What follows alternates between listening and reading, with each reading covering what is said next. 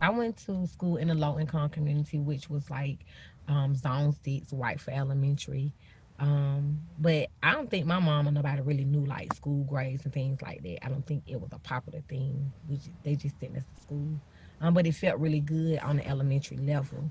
But when I got into like the middle school, the neighborhood I lived in was like known for the worst middle school in Atlanta, and it's like Cohen Middle School.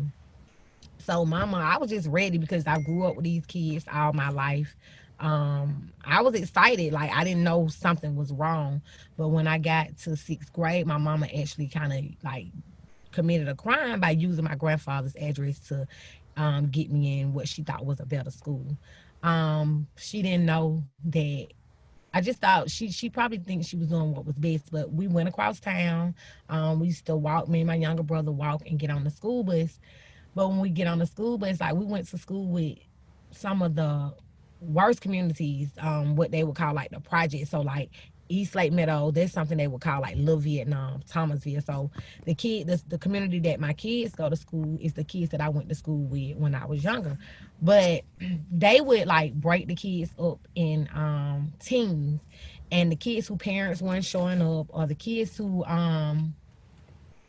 like act out. You know, you really didn't know what was going on in their home, but the kids who had a lot going on, those were the kids that they automatically assumed parents did not care or that they didn't want to learn. So they actually like put most of those kids on one team. And then that was like team C, and they would break down the team. And this one classroom would have all of the kids that nobody wanted to deal with or nobody who could control, but they would just send that group from classroom to classroom. And I was one of the kids in the group, but my mama was like a single mama going to work every day. She just did not have time to be involved in the school like that. Like we was from kind of like transitioning from like my mom house to my granddaddy house. Like we was trying to like she tried to do what was best, but didn't know it was just as worse as sending us to our home school. I never forget this janitor lady. She used to say, "Oh, I know what y'all gonna be when y'all grow up."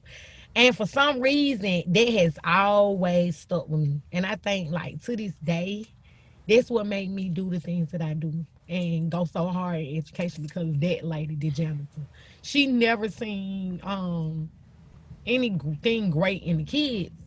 But I don't think in schools a lot of people understand like no matter what role you have, if it's cafeteria, if it's a bus monitor, if it's the principal or the teacher, like you are very impactful on the kids. Mr. Campbell, the sixth grade teacher, he would say he was our teacher, so he had what they call like the bad class, and he was like a capper. So he would step. He would just try to think of different ways to teach us, but he would always tell us, "These people think y'all can't learn, you know." But as kids, you just having a good time. You ain't thinking of it. So my mom had a parent teacher conference, and that's when she learned that I was in that class. I never like from that day on. When I went back to the school, like it was just totally different for me. Like I was in a different classroom, I was on a different team, I was in a different setting. I don't know what my mama said. I just know it was different. But I've always thought about the kids that mama didn't come and mama didn't speak up. Like that's all they had.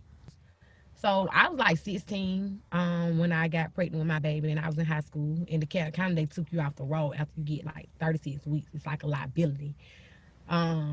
But I always remember the janitor. You know what I'm saying? She would say like, "I know what y'all gonna be." That's always stuck with me.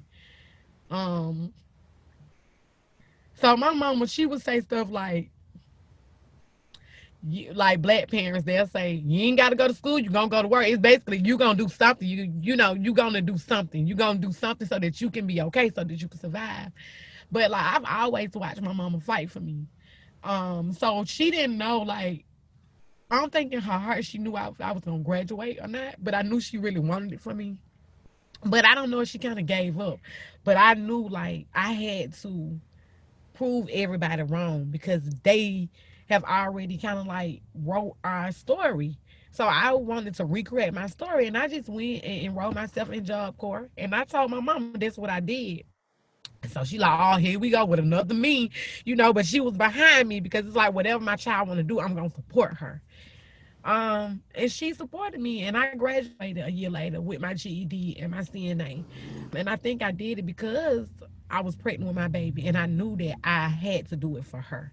And from that day on, like I just lived to fight for my kids. You know, I've lived my life, but I just feel like everything I do, it has to make it where they don't have to go through the things that I had to go through.